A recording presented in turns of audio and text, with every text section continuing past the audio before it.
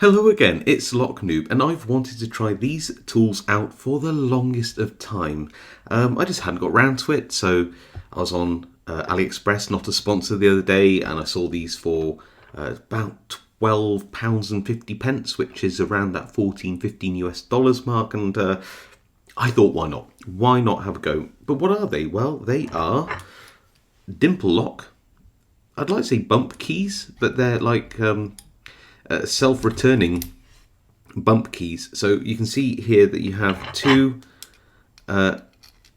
left and right-handed. Don't ask me which is which. You could say either, but two left and right-handed Dimple lock bump keys, and what looks like a smiley Dimple lock bump key. And these are Chinese, so it would make sense that you had something which would fit a smiley dimple lock profile. And here is a classic smiley dimple lock profile. So how do these work? Well, you'll notice that these blades are cut like a key, but to the lowest possible cut. So all of these little dimples here actually act as a sort of set of peaks along that blade, and as you hit this with a hammer, I like to use a soft nylon hammer so I don't damage the tools. It smashes this key blade violently into the key pins inside the lock, and what happens then is that they will bump up, and if you're lucky you can catch all the pins at the shear line and turn the lock. It is essentially a self-returning dimple lock bump key. I can show you the motion of the tool inside a clear plastic lock, and I have one here. So you can see how the key would enter and all the pins move up and down until they are at shear line, and then the lock will open. Same thing with this. It would go in to the lock like this. I'll turn it this way up so you can see maybe a bit better. And then as you move this in and out, you see how the pins are moving as well, and all you'd be doing is you'd be hitting that very, very hard. That blade would be going in and out like this, smashing these pins up until you hit that shear line. Now, is this a smiley dimple lock? Sort of. Let me just clarify something. Remember this very, very, very common smiley dimple lock keyway you saw earlier? Well, this tool doesn't fit it. It looks like it might. You'd hoped that it probably would, but it doesn't. And that's probably because these are, I believe, like a driverless lock anyway, so that wouldn't really work. So what lock does this work on? Well, it works on a lock type that I don't actually have a real one of. I think they're probably common in China, common enough that they make clear plastic versions of them. But if you look at the key, they are slightly more flattened. It's not quite as smiley. It's a mildly amused lock rather than a super happy one, I'd say. But this fits that profile perfectly. It's just that I don't really have any locks that are this profile, so we might not get a demo of this. And yes, I have tried it on this, but the top of this just explodes off when you hit it too hard. So yeah, probably not going to do that. These ones, however, fit really, really common profiles. What do I mean by common? Well, hold on a minute. These are just 5 locks that I had lying around. I almost certainly have more of this type of profile in my collection, but you can see here that they are all of the same style keyway. Some are a bit thinner, some are a bit wider, different makes as well. This is a Yale, this is a generic Chinese brand, this one is from Spain, I believe, and these two are actually Portuguese. So they do get about, and they are really, really common, super generic, standard sort of dimple lock keyway. Now, these, as common as they are, this style of keyway, there are so many variants of dimple locks out there that these will not work on all dimple locks. Actually, let's be honest, probably only work on about 10%, maybe 20% of the dimple locks out there. Hard to really say without knowing what country you're in and those kind of things.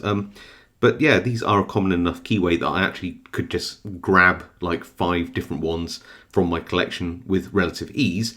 But like I said, there's so many other locks out there, ones with sliders and all sorts, which these would not work in. So they have to be very standard, very basic Dimple locks with a very basic Dimple lock keyway with no sliders and probably no trap pins either. But these two Portuguese locks show something important, which is these two locks are actually different handedness.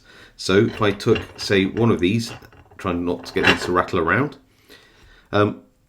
you'll see that you want to have these cuts, if you like, underneath where the pins would be. So this here would go here because the row of pins is facing up there, and that would go in there just like that. And you can see how that would go in and out of that lock. You probably see, yeah, you can see that hitting the circlip at the end there. So that works very well. But it wouldn't work inside this one because whichever way you turn it, it's the wrong handedness. It just won't go in. So you would need this tool. Slide that in. There we go, like that. So before we get into some demos, and I'll put some music on over them because hitting this with a hammer over and over is pretty loud.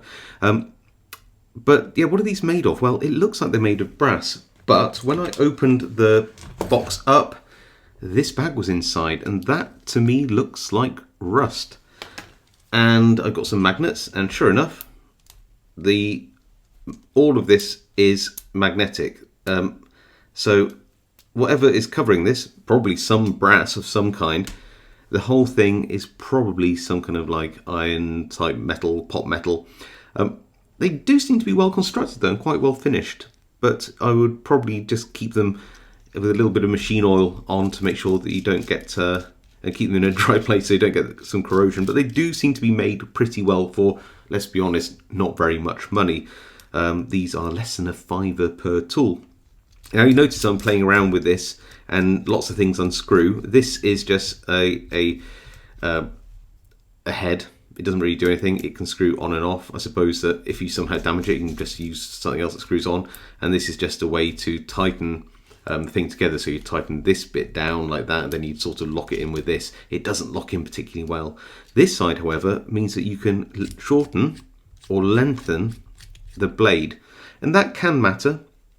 You don't want to have this in a short barreled lock so that the blade is already sticking out too far, because you actually need it to be drawn back at least one pin about there so that it can cannon into those pins. If it's already at the end of the lock, it won't move anywhere.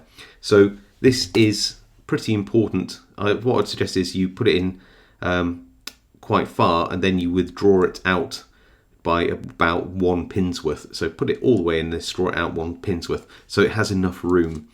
If you put it in too short, then what can happen is it can actually pick on the way out, and then when you turn it, sometimes the last pin in the lock, especially in a sort of wide keyway, can actually fall down at the back of the lock. So you've got to be a bit careful with these tools. They are, well, I don't want to spoil it, but they work quite well.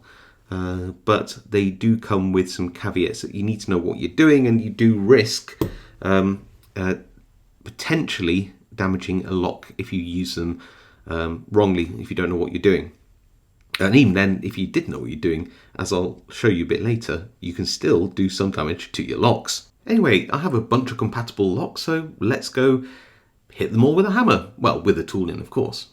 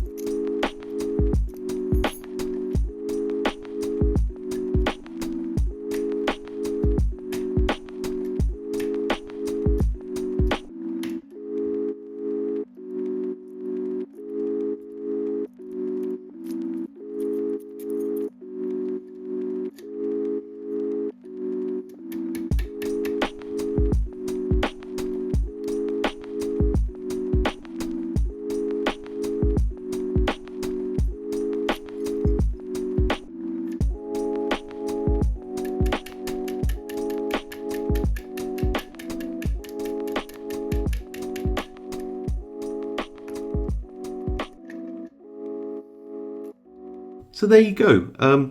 What did you think to that? Were you surprised by how well those tools worked or didn't work?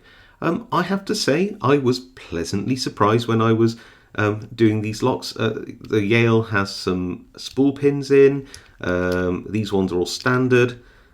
This one is a bit junk, this lock. It's just a generic Chinese lock. But, you know, the Yale's actually not too bad. It did not work, or they didn't work, on this lock. And I have tried a number of times on and off camera. This is a much higher security lock than the others, and probably has some anti-bump features. I haven't picked and gutted this one yet. I'll probably do that in a future video. But that's what I'm thinking. You know, it actually came in quite a nice box and stuff. I'm thinking it probably is just a better made lock. So it's either just got better tolerances, or it's got some anti-bump features, or maybe I just didn't try long enough and didn't have the right technique. After all, you do have to sort of hold these with the tips of your fingers, and then when you're hitting, just try to you got to put a little bit of torque on here, enough that if it did bump the pins, then you'd be able to turn the lock. Sometimes you can sort of do a thing where you're hitting and turning as well. There's a few techniques I've tried, and all of them can be effective, but maybe for this particular lock I just didn't get it right somehow. But I didn't have success with this, which means that these tools, as good as they can be on some locks, clearly don't work on every lock, or at least I couldn't get it to work on every lock that I had. I also noticed, after I had done a few practices on this Yale, the key was very difficult to operate inside this lock. Then I looked at one of the key pins here, and just look at that. This was round, like a very round tip. It's actually been sort of filed almost flat, and it was actually probably not being pushed up high enough by the key. And that was the first pin, and this one is the second pin, and it's not damaged as much, but it's still damaged. So you know, if you do use these tools on a lock, it does take a toll. It acts a bit like a cheese grater on your locks, so don't use this tool on anything you really like.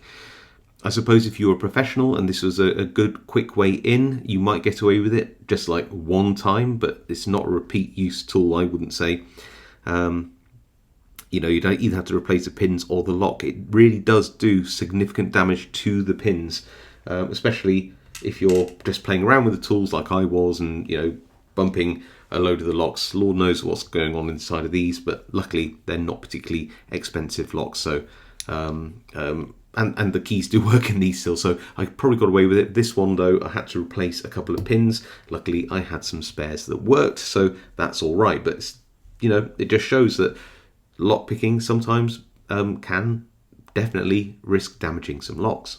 So conclusions. What do I like? What don't I like? What do I like? Well, I actually think that the construction of these is great. The design works really well, and in the right lock with the right technique, these are pretty great. They seem, like I said, well constructed. They're put together. They didn't fail me at all. I didn't have any issues with them. But the downside is, well, one, I don't think they're really for hobbyists.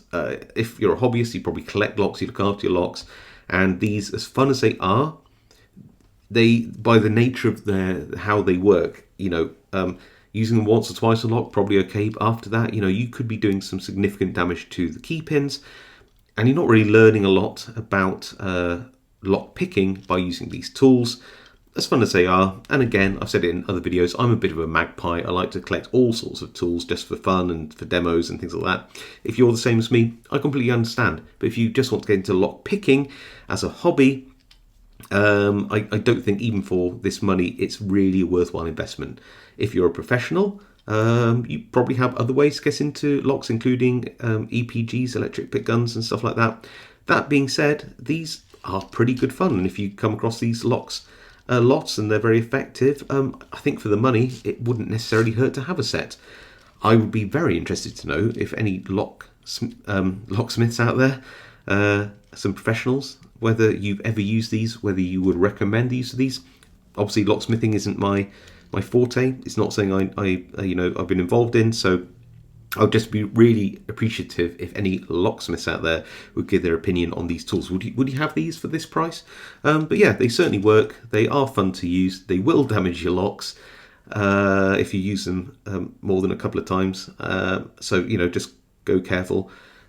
So they are supposed to do, but it's a hard recommend. Yeah, I think that about sums it up. Anyway, let me know what you think in the comments. If you like this video, hit that like. If you think I deserve it, obviously hit that subscribe, the notification bell as well. All really helps my channel out and I really appreciate it.